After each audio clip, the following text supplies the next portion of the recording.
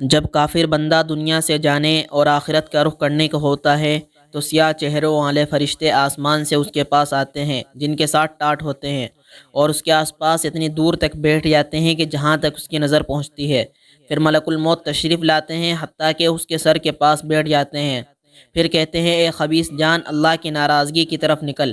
ملک الموت کا یہ فرمان سن کر روح اس کے جسم میں ادھر ادھر بھاگی پھرتی ہے، لہذا ملک الموت اس کی روح کو جسم سے اس طرح نکالتے ہیں جیسے بوٹیاں بھوننے کی سیخ بھیگے ہوئے اون سے صاف کی جاتی ہے۔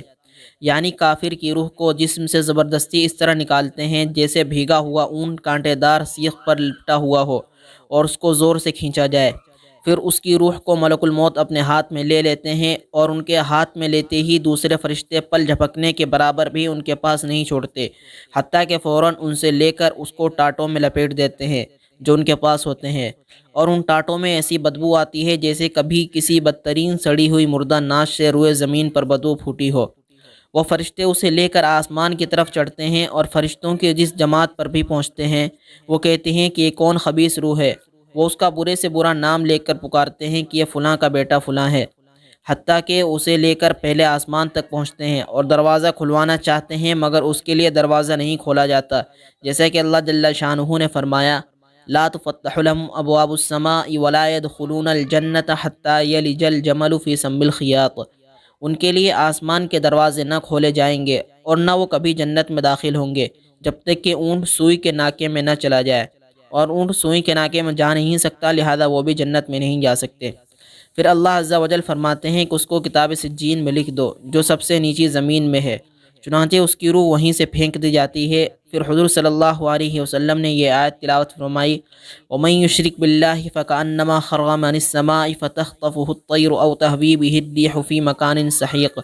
اور جو شخص اللہ کے ساتھ شرک کرتا ہے گویا وہ آسمان سے گر پڑا، پھر پرندوں نے اس کی بوٹیاں نوچ لیں، یا اس کو ہوا نے دور دراز جگہ میں لے جا کر پھینک دیا۔ پھر اس کی روح اس کے جسم میں لوٹا دی جاتی ہے، اور اس کے پاس دو فرشتے آتے ہیں اور اسے بٹھا کر پوچھتے ہیں کہ تیرا رب کون ہے؟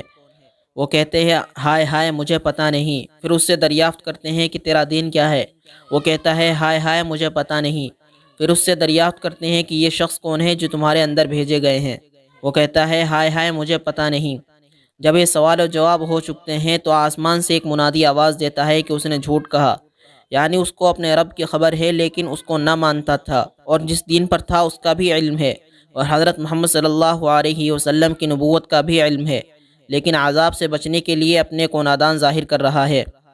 پھر وہ منادی کہتا ہے کہ اس کے نیچے آگ بچھا دو اور اس کے لیے دوزخ کا دروازہ کھول دو۔ چنانچہ دوزخ کا دروازہ کھول دیا جاتا ہے اور دوزخ کی تپش اور سخت گرم لو آتی رہتی ہے، اور قبر اس پر تنگ کر دی جاتی ہے، حتیٰ کہ اس کی پسلیاں بھیج کر آپس میں ادھر کی ادھر چلی جاتی ہیں، اور اس کے پاس ایک شخص آتا ہے جو بدصورت اور برے کپڑے پہنے ہوئے ہوتا ہے، اس کے جسم سے بری بدبو آتی ہے۔ وہ شخص اس سے کہتا ہے کہ مصیبت کی خبر سن لے، یہ وہ دن ہے جس کا تجھ سے وعدہ کیا جاتا تھا۔ وہ کہتا ہے کہ تو کون ہے؟ واقعی تیری صورت اسی لائق ہے کہ تو بری خبر سنائے۔ وہ کہتا ہے کہ میں تیرا برا عمل ہوں۔ یہ سن کر وہ اس ڈر سے کہ میں قیامت میں یہاں سے زیادہ عذاب میں گرفتار ہوں گا، یوں کہتا ہے، اے رب قیامت قائم نہ کر۔